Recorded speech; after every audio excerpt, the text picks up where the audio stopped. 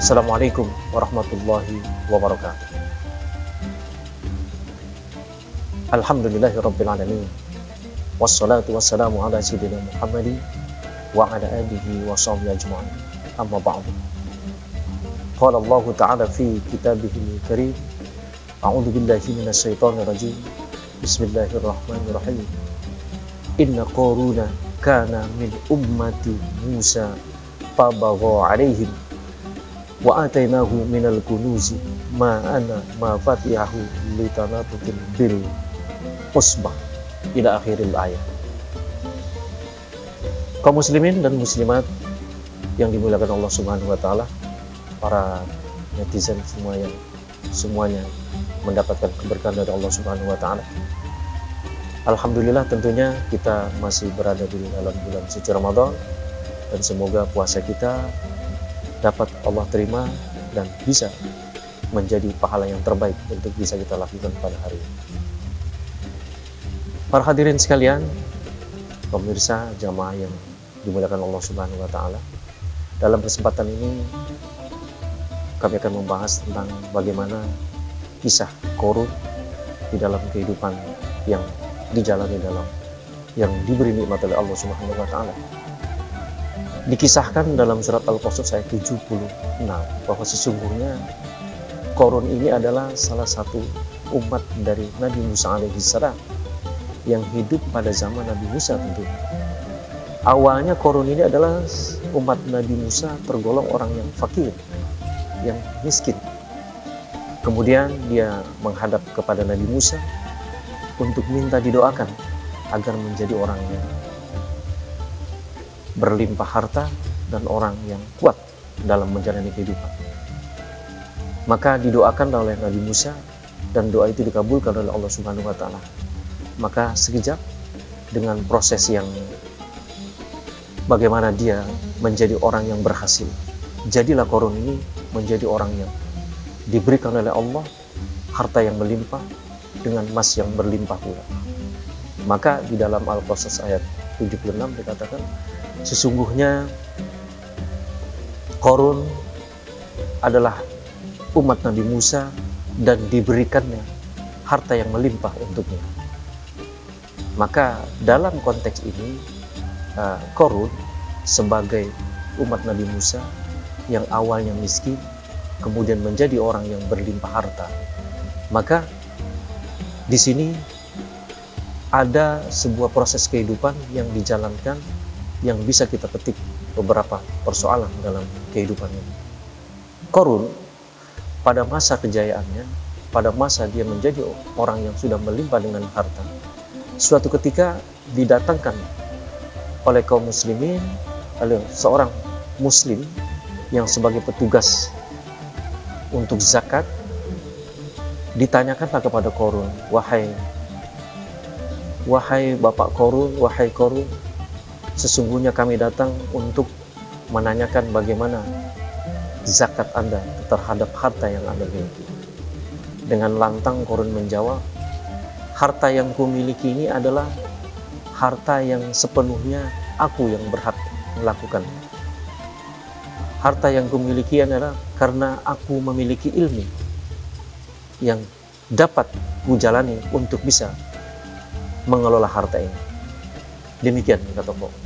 Maka kembalilah petugas pajak tadi yang pada intinya adalah minta zakat untuk harta Qarun yang sudah diberikan melimpah oleh Allah Subhanahu wa taala. Maka sia-sia, tidak mendapatkan apa-apa seorang petugas zakat pada saat ia meminta zakat untuk harta Qarun.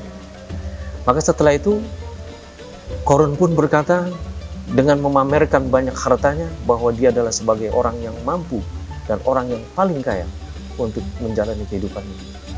Dia pamerkan dengan mempawaikan hartanya, dengan membawa banyak petugas dan pesuruhnya untuk membawakan hartanya dan memamerkan. Pada konteks saat Qarun memamerkan hartanya, ada dua sisi yang disebutkan oleh bagian manusia. Sisi pertama, bahwa manusia manusia yang dalam konteks yang sama pemikirannya dengan Qarun, maka dia ingin menjadi Qarun yang mampu memiliki harta yang begitu banyak. Sisi kedua, bagi orang-orang yang beriman berkata kepada Qarun, celakalah Qarun, karena sesungguhnya rizki atau harta, pahala dari Allah lebih baik daripada harta yang dipamerkan.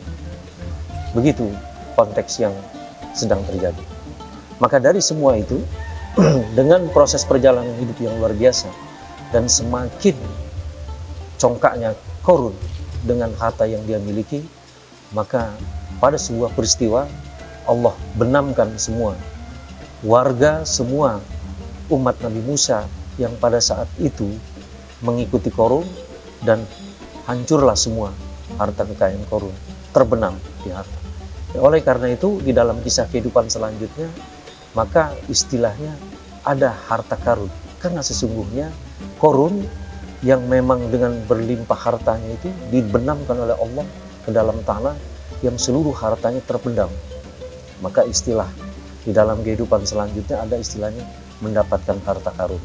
Itu adalah kisah Qarun. Maka dari semua yang bisa kita ambil adalah, pertama, Allah memang memberikan kemampuan kepada Qarun untuk mengelola harta. Dan Allah memberikan ilmu kepadanya untuk bisa meraih dan menguasai kehidupan dengan mengumpulkan harta sebanyak-banyaknya. Maka dari semua pelajaran yang bisa kita ambil adalah, pertama, dengan kehidupan Qarun yang demikian, maka sesungguhnya harta yang dimiliki itu belum tentu memberikan keberkahan dalam kehidupan berikutnya. Kita yang bisa melihat konteks Qarun pada persoalan ini adalah, jadilah kita orang-orang yang memang menyadari bahwa harta itu adalah sesungguhnya memang pemberian Allah. Maka pandai-pandailah kita bersyukur atas apa yang Allah berikan kepada kita.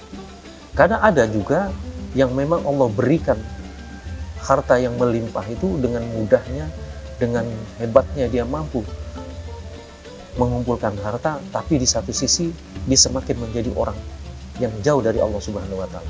Itu namanya ada istilah istidraj.